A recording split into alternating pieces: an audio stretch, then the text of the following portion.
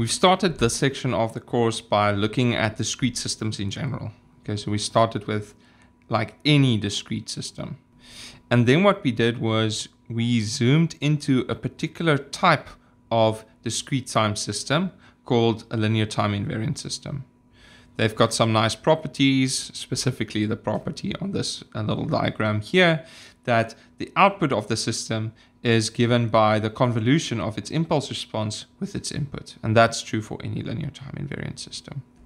Okay, what we're doing now is we're zooming in even more to some subclasses or types of LTI systems.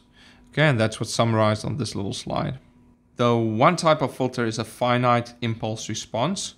From the name, you can probably guess what that is. So that's just a system where the impulse response doesn't go on until infinity. So it should be 0, 0, 0, and then maybe turn on and then turn off again. So that's a finite impulse response filter. It's also sometimes called a moving average filter. Okay, and you can see that because of the convolution equation, you're flipping this and then sweeping that across X in order to get the output. And so what you're really doing is you're kind of taking a weighted average of a window over X with this type of finite impulse response filter. And any FIR filter, any finite impulse response filter, is a type of LTI filter. Okay, it's a type of LTI system. The second type of subclass of LTI systems that we are interested in are infinite impulse response systems. So these are things like a system that has an impulse response that is a decaying exponential. Now, a decaying exponential never quite reaches zero, right? It's approaching zero over time, but it never quite reaches zero. It's always like a little bit positive, okay? So it's an infinite impulse response. It goes on forever and ever and ever and ever. And that's the second type of subclass of LTI systems that we want to look at. Then there's this third subclass, which has a very long name. It's also a type of LTI system. So there are LTI systems that are not of this type, but it's quite a general subclass. Okay, and this is a subclass of systems called linear constant coefficient difference equation systems. Linear constant coefficient difference equation systems, LCCDE. Okay, and these are systems where the current output is a linear combination of a finite number of past outputs, each of them weighed a little bit, and past and present inputs also weighed. Okay, I'll show a diagram in a second. I just wanted to say that many FIR filters can be represented with LCCDE systems, and many IIR filters or systems can be represented as a LCCDE system. They're very nice to analyze, and we will use them a lot. It's often used in filter design. So what does a LCCDE system look like? It looks like this monstrosity, okay? It looks a little bit scary, but we'll just step through it. So the definition of an LCCDE system is that the current output only depends on past outputs, weighed by different weights, as well as current inputs and past inputs. Okay. So if you look at this diagram, the current output Y, let's just go from the output backwards. The current output Y depends on stuff that's summed here. Okay. Now what is summed here? It is this little block, and now you need to recall that that is a delay. So this is y n minus 1. Okay, this is another delay, so this is y n minus 2. So if we're looking at output at time step 10, then this is what the output was at time step 9, and this is what the output was at time step 8. Okay, and so what you do is you take this previous output, you weigh it with a weight minus a1. Okay, and you sum that there. And the other things that you sum is the output 2 time steps ago with this weight, and you sum that there. Okay, and this is the time step, I think it's n time steps ago, and then you sum that there. I think this is y n minus n. Mathematically, what that means is the output, the current output of the system, depends on the sum, which is the same as this sum, of past outputs, each of them weighed. It also depends on some other stuff. specifically inputs, each of them also weighed. Okay, so if we're at time step 10 here, then this is x10, and we weigh x10 with b0, that's its weight, and we add that up. But then we also look at x, in this case, 9. So if that's 10 and this is 10, then this is whatever happened in the previous input. I weigh that with b1 and I add that up. I add also 2 time steps ago, and I add that up, and that goes there, tunk, tunk, tunk, tunk, tunk, up to x capital M time steps ago. I weigh that with a bm, add that up, and that gets added to the output stuff, and that gives us our output. This little part here, that's illustrated mathematically in that part. So we're adding up basically different delayed versions of the input, each of them scaled with a scalar with a weight bk. Okay, and then we're adding that up, and that gives us our output. Awesome. Okay.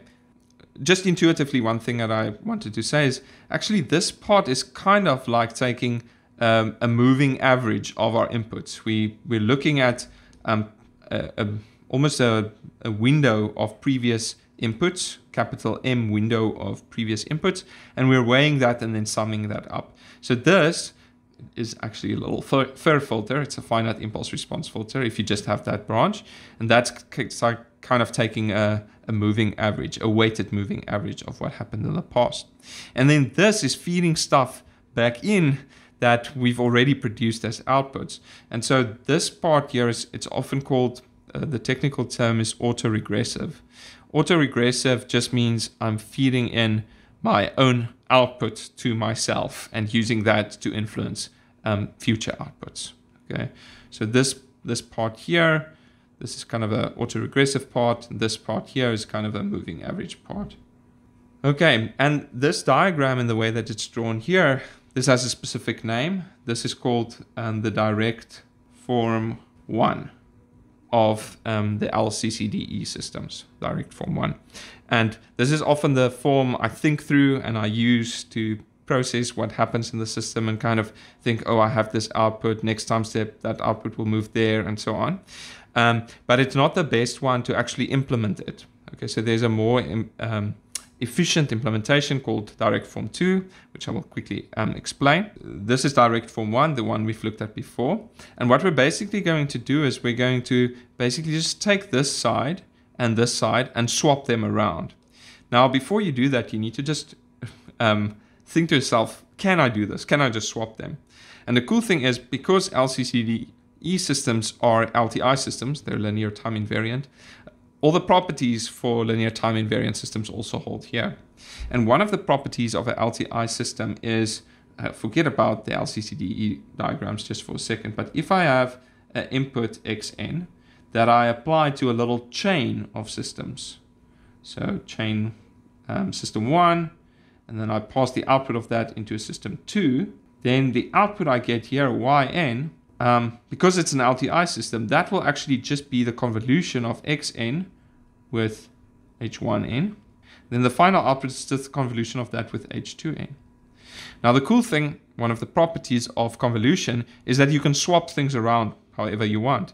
So that just means that this whole thing is the same as taking xn, passing that in through a system h2n, passing the output of that into a system h1n, and taking the output of that.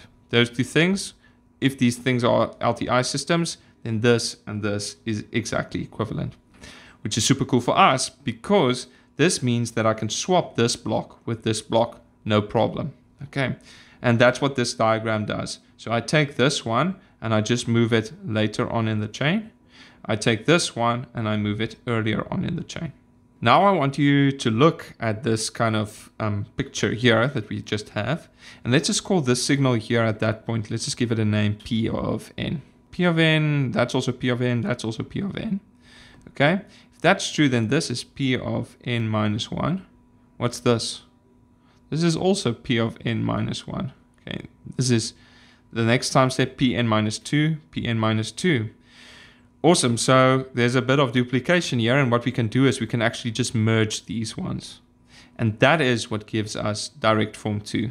So this is direct form 2 of LCCDE systems. So what I can do is I can basically give you these coefficients, these little weights. I can give you A's and I can give you B's, and I can ask you, write a little program that for some input gives me the output, okay? And that's just, it will just be a little Python function that loops over the different weights, adding things up, delaying things as necessary.